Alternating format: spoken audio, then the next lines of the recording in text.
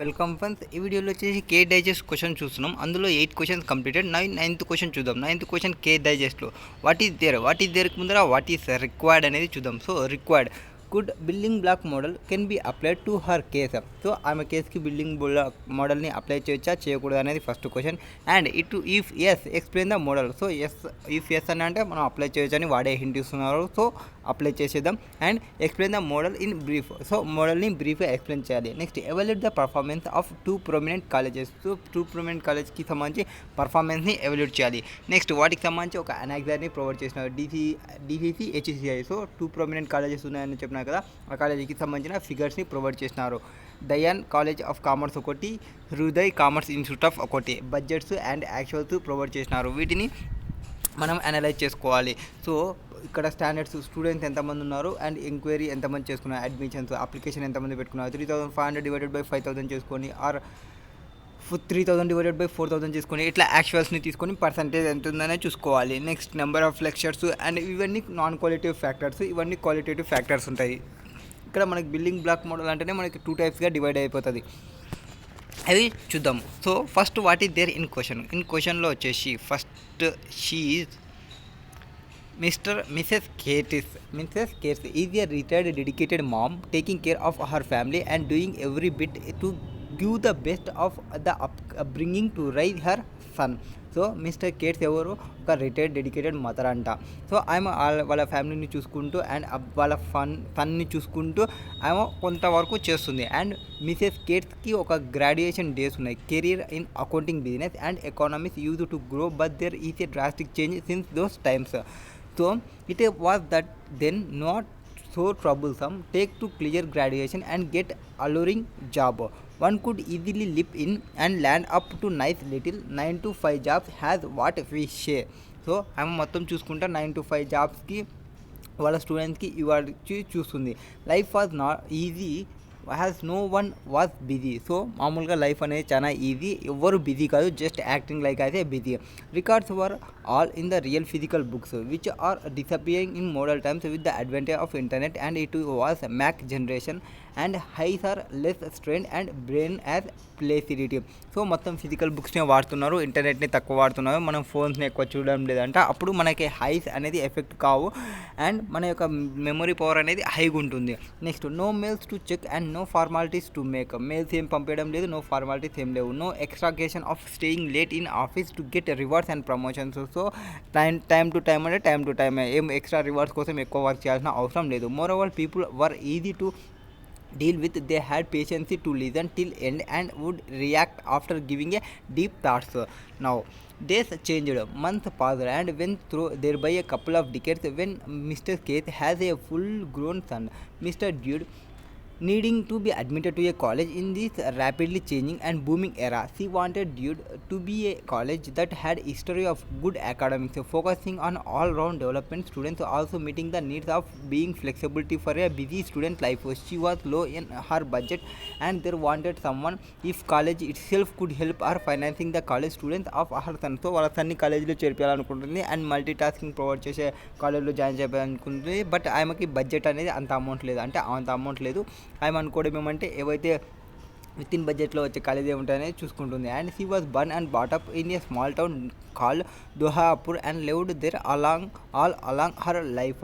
She was lucky to go on a 5 days tour outside of her country, visiting metropolitan cities of United States like New York and California. She was taken aback by the speed and transparency of the states she visited. Now she wanted her son to learn some aspect of that life so that he could adjust with the fast pace and stride with passing time. Therefore Kate started looking for education opportunities in her near city called Vilsapur, which was just a couple of miles away. So ఆమె దగ్గరలోనే చూసుకుంది విలాసపూర్ అనే స్టేట్లో. విలాసపూర్ ఎక్కడ విన్నారా? విలాసపూర్, yes విలాసపూర్ వచ్చేసి గబ్బర్ సింగ్ 2లో అనుకుంటా. గబ్బర్ సింగ్ 2లోనేనా? విలాసపూర్కి కింగ్ అంటుంటాడు కాదు, గబ్బర్ సింగ్ 2 కాదు, ఇంకోటి నాకు సినిమా గుర్తులేదు. which was just a couple of miles away.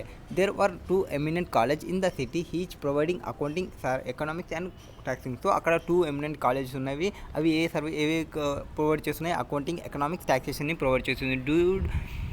Dude has little interest in economics, so Kates did not force him to jump in. So అతనికి పిల్లానికి సో దాని మీద ఎకనామిక్స్ మీద ఎక్కువ ఇంట్రెస్ట్ ఉంది. Dayan college of commerce and Hyde commerce institute stood in direct competition to each other and met most of characteristics expected by Kates. So Kates ఏవైతే expect చేసిందో అవి రెండు కాలేజీలు ప్రొవైడ్ చేస్తున్నాయి. And she was excited to know about them and that they had well renowned huge college campus where students outside of the city could stay and accomplish their education goals. So the city was expensive and so was the college. Now she started pondering about the educational cost and began to seek source that could lend her son educational assistance. So I'm a వాళ్ళ సన్కి చదివేదానికి సోర్స్ని వెతుక్కుంటూ ఉంది. Now to the much of her try she came to know for her close friend that is DCC took in students with a weak financial standing but with strong academics. So డీసీసీలో బాగుంటుందని అనుకోయింది. Actually the college was named after the founder of Dayan Desai who was a great social activities in of his time, and during the last few years of his life he watched to build a great co-ed college in his city of lower middle class students. So దాని యొక్క principal ఎవరైతే ఉన్నారో background పర్సనే and ఆ person మంచిగానే చూసుకుంటున్నాడు, middle class స్టూడెంట్స్కి మంచి support ఇస్తున్నాడు. The efforts for his history and legacy created successful business and women tax consultant economics scholars. HCI college on the other hand was also down to earth and did not bias among lower and higher classes. They charged relatively low fees compared to DCCE, was popularly among youth and gave the great professionals who after their graduation from the college pursued further studies. From last few years many students were complaining. Last 2 years నుంచి ఏమైందంటే కొంతమంది students complaint ఇస్తున్నారు about rapidly increasing tuition rates పెరిగిపోతున్నాయి and which want they want to students strike demanding rates cut. ఆ demand ఏవైతే tuition fee పెరుగుతున్నాయో ఆ రేట్ని తగ్గాలి అనుకుంటున్నారు. College has been very specific in relation to quality and stated that teaching fee and academic development cost has been increasingly erroneously which had substantiated by increasing in cost of books and tuitions. Following all attempts many students decided to switch to mix part-time lecture and part-time job there through. So ఆ college ఆ కాస్ట్ని అవన్నీ తట్టుకోలేక ఉండడం వల్ల వాళ్ళు ఏమనుకుంటున్నారంటే కొంతమంది students మొత్తం కొంతవరకు లెక్చర్ అంటే కొంతవరకు క్లాసెస్కి అటెండ్ కావడం, కొంతవరకు పార్ట్ టైం జాబ్ చేయాలని అనుకుంటున్నారు. ఓకే చేసుకోండి. Next can be met and the burden on their families can be balanced. They required college to plan the class schedule innovatively so that students studies do not get hampered and at the same time they can continue their jobs. Both the colleges were trying to come up with online courses and distance learning materials to assist their students in the event their students failed to attend any lectures. In addition HCI is also planning on hiring additional freelancers to work with students. సో ఈ college వాళ్ళు ఏమనుకుంటున్నారు అంటే మొత్తం almost online classes పెట్టాలి అండ్ freelancer jobs provide చేయాలి. Evening టైంలో వాళ్ళు చేసుకోవడానికి వాళ్ళకి స్టూడెంట్స్కి ఎర్నింగ్స్ వస్తాయి. ఇట్లా కాలేజెస్ ఆలోచిస్తున్నాయి. The reward system of the college he is not clear and there is less information on how teachers are being motivated to serve the students to the best of their interest. However, college image and brand totality depends on the efforts of the teachers and professors. So ఇక్కడ దానికి క్లియర్గా లేదు reward system ఎట్లా ఇవ్వాలి ఎట్లా ఇవ్వకూడదు అనేది. The total revenue generated in the city from college business is around 500 lakhs. So total revenue ఎంత జనరేట్ అయింది? 500 lakhs అయింది. The revenue generated by DCC is most recent year is 180 lakhs by 110 lakhs by HCI. So 180 lakhs ఏమో DCCI, 110 lakhs ఏమో HCI రీసెంట్గా generate చేసినది. Next dude ఎవరైతే కొడుకున్నాడో అతను sun developed A solidarity among his class friends and decided to go to DCC as this was the college who his other friends were wanting to go.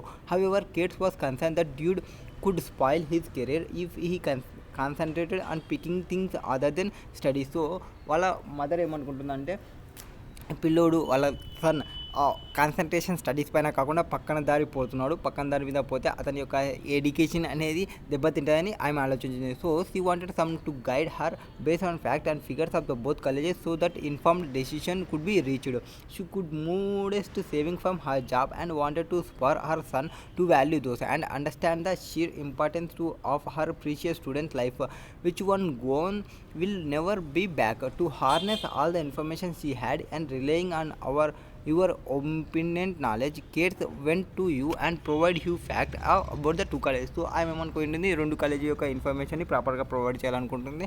So ప్రాపర్గా provide చేయడానికి కొంత ఇన్ఫర్మేషన్ని provide చేస్తుంది. In narrow racking voice she remarked would you need to any other information from your research to be extensive and serving my purpose. And she continued, it was a as severity to have gone through many troubles and find such detailed information. I am about trouble face చేసి information gather చేసింది about 2 కాలేజెస్కి సంబంధించి, and that she will to gather more if she could. You in climbing and consoling voice said her that information was more needed and it was really appreciate of her to pull in so much details. It was for her love and care for her son that is transferred onto the paper. So she went by thanking you for considering her case and agreeing to help her son. So ఆమె information మొత్తం తీసి మీకు ఇచ్చింది. మీరు ఏం చేయాలంటే analysing చేసి ఇట్లా ఉంటుంది అనేది మనం అనలైజింగ్ చేసి చెప్పాలి. సో అది చేస్తే ఆమె మనకి థ్యాంక్ఫుల్గా ఉంటుంది. Due to make informed choices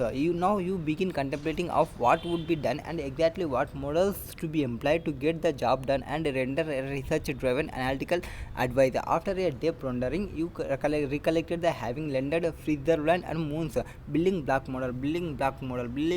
model వచ్చేసి మొత్తం 3 ఉంటాయి, dimensions, rewards and standardisation something ఏవో ఉంటాయి. డైమెన్షన్స్లో వచ్చేసి మొత్తం ఫైనాన్షియల్ డేటా ఉంటుంది అండ్ నాన్ ఫైనాన్షియల్ డేటా ఉంటుంది. వాటిని అన్నింటినీ అనలైజింగ్ చేసుకుంటూ పోవడమే బిల్డింగ్ బ్లాక్ మోడల్కి సంబంధించి. And started to gather all the fact she provided.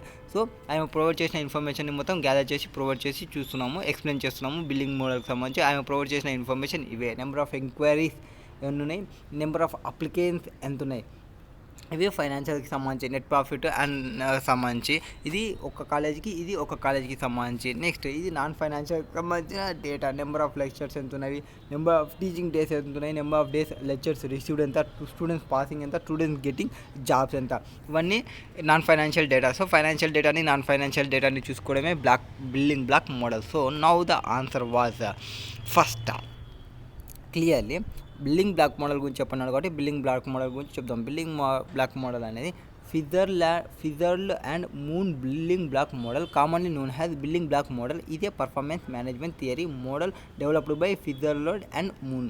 So అది ఒక బిల్డింగ్ మోడల్ అండ్ పర్ఫార్మెన్స్ మేనేజ్మెంట్ని చేయడానికి ఇది ఒక థియరీ మోడల్. అండ్ దీన్ని ఎవరు తీసుకొచ్చినారు, ఫిజర్లాండ్ అండ్ మూన్ అనే పర్సన్ తీసుకొచ్చినాడు. ఇది ఇందులో ఏమంటే మేజర్గా సర్వీస్ ఇండస్ట్రీస్ పైన ఫోకస్ చేస్తుంది.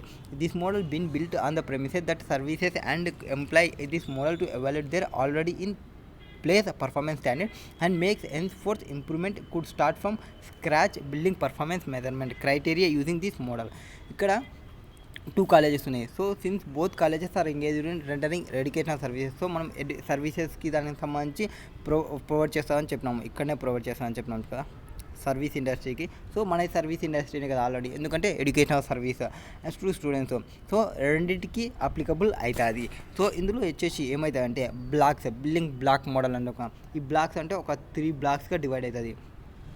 ఇక్కడ ఉంది 3 బ్లాక్స్గా డివైడ్ అవుతుంది. 3 బ్లాక్స్ డిఎస్ఆర్ ఒకటి, డైమెన్షన్స్ ఒకటి, అండ్ స్టాండర్డ్స్ ఒకటి, అండ్ రివార్డ్స్ ఒకటి. డైమెన్షన్స్ వచ్చేసి బోత్ ఫైనాన్షియల్ డైమెన్షన్స్ ఉండొచ్చు, నాన్ ఫైనాన్షియల్ గోల్స్ ఉండొచ్చు. ఈ రెండు యొక్క గోల్స్ గురించి of any organization serve has the factors critical for its long run success. Dimension commonly means attribute to be measured, and here we measure 2 financial attributes and 4 non-financial attributes. So financials results గురించి చూస్తాం, non financials గురించి చూస్తాం. Financials means results, రెండింటి గురించి discuss చేస్తుంది, competitive performance and financial performance. Non financials వచ్చేసి determinants, ఒక 4 గురించి డిస్కస్ చేస్తాం. That is quality, flexibility, resource utilization and innovation. వీటికి సంబంధించి మనకి ఏదైతే టేబుల్ని ప్రొవైడ్ చేసినారో, నెంబర్స్ ఆఫ్ అకౌంటింగ్ ఉన్నాయి, నెంబర్ ఆఫ్ ట్యాక్సేషన్ ఉన్నాయి, లెక్చర్స్ ఉన్నాయి, వీటన్నిటిని ఈ బిల్డింగ్ బ్లాక్ మోడల్తో మనం చెప్పమన్నాయి. అంటే ఫైనాన్షియల్ సెట్ ఉంటుంది, నాన్ ఫైనాన్షియల్ సెట్ ఉంటాయి, కాంపిటేటివ్ పర్ఫార్మెన్స్ సెట్ ఉంది, నాన్ ఫైనాన్షియల్ పర్ఫార్మెన్స్ సెట్ ఉంది. ఫైనాన్షియల్ పర్ఫార్మెన్స్ అంటే నెట్ ప్రాఫిట్ రావచ్చు, కాంపిటేటివ్ పర్ఫార్మెన్స్ అంటే దానికి కంపారిజన్ చేసుకోవడం.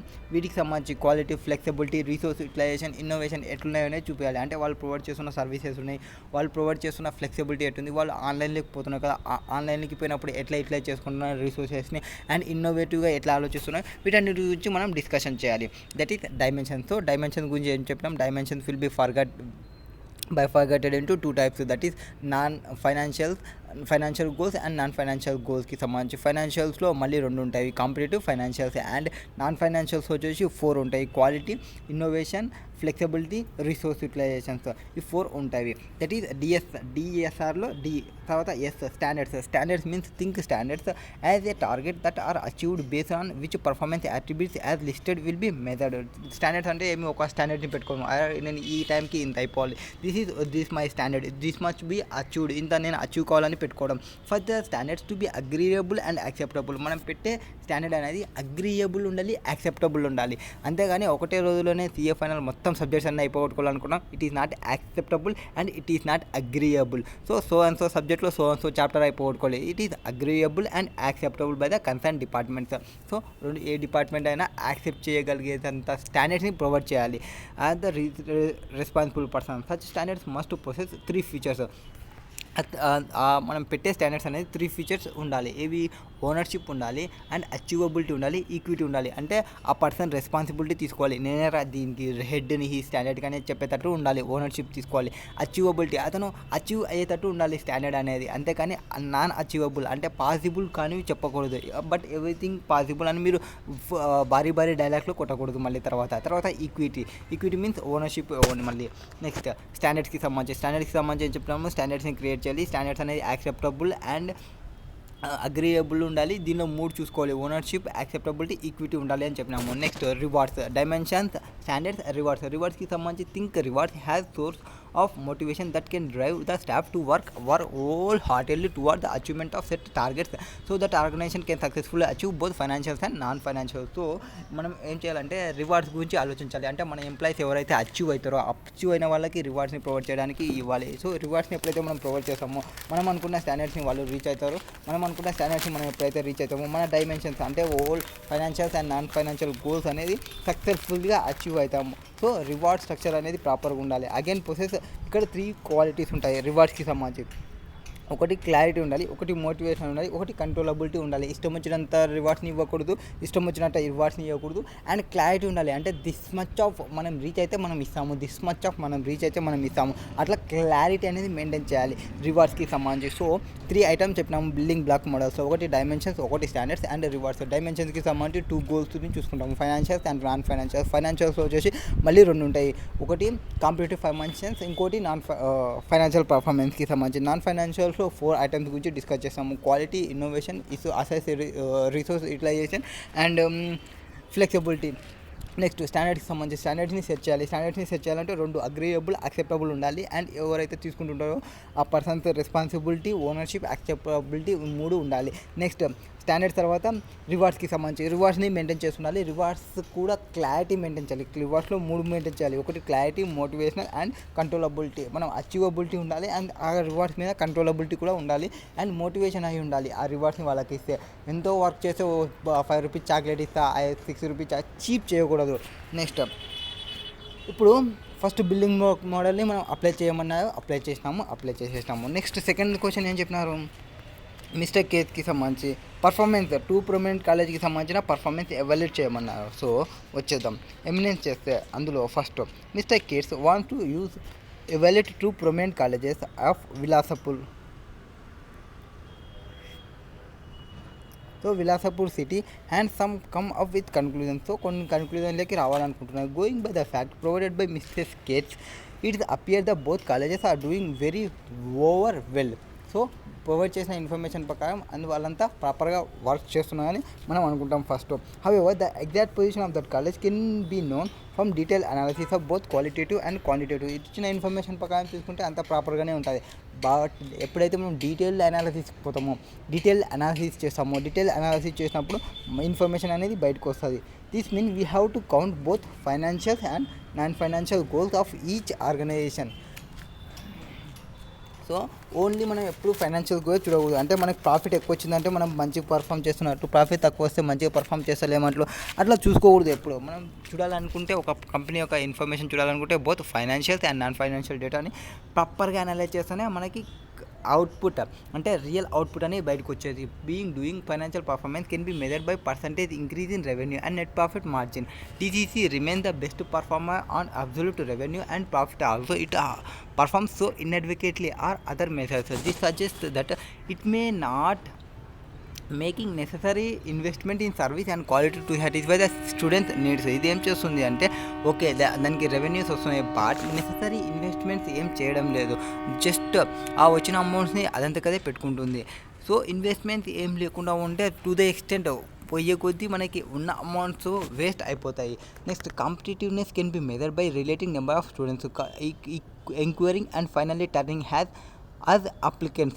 How successfully organization is at converting enquiries into application. అంటే మనకి ఎవరైతే స్టూడెంట్స్ ఎంక్వైరీ చేసుకోవడానికి వచ్చిన సో కాలేజ్ గురించి ఆ ఎంక్వైరీస్కి వచ్చిన ప్రతి ఒక్కరిని అప్లికెంట్ చేసుకోవడం, అంటే స్టూడెంట్స్ని చేసుకోవడం, అది మనకి ఒక అచీవ్మెంట్ లాగా. వచ్చిన స్టూడెంట్స్ ఎంక్వైరీ చేసుకున్న వాళ్ళంతా పంపించుకుంటూ ఉన్నాం అనుకోండి, we can not get the students what and మనం ఎంత కావాలనుకున్నామో అంత రాదు. The take up rate of for HCI is higher has compared to DCCI. This could be due to relative low fees charged by HCI.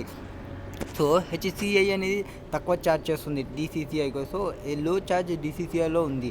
Now this can also be assessed in terms of sales growth, market share and growth in customers. So మనం increase అవుతుందా లేదా అని తెలుసుకోవాలనుకుంటే మన యొక్క sale growth చూసుకోవాలి, మన యొక్క మార్కెట్ షేర్ చూసుకోవాలి, మన యొక్క గ్రోత్ ఇన్ కస్టమర్ చూసుకోవాలి. And we can not measure year on year growth for revenue and profit has prior year data is not available.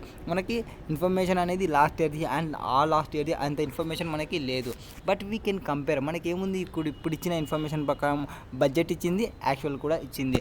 So by then market share which is greater of DCCI కి సంబంధించి. Quality of college tutoring can be measured by relating number of students passing out total students and then by comparing students getting job from total students passing. In aspects of HCI he's lot better college than DCCI.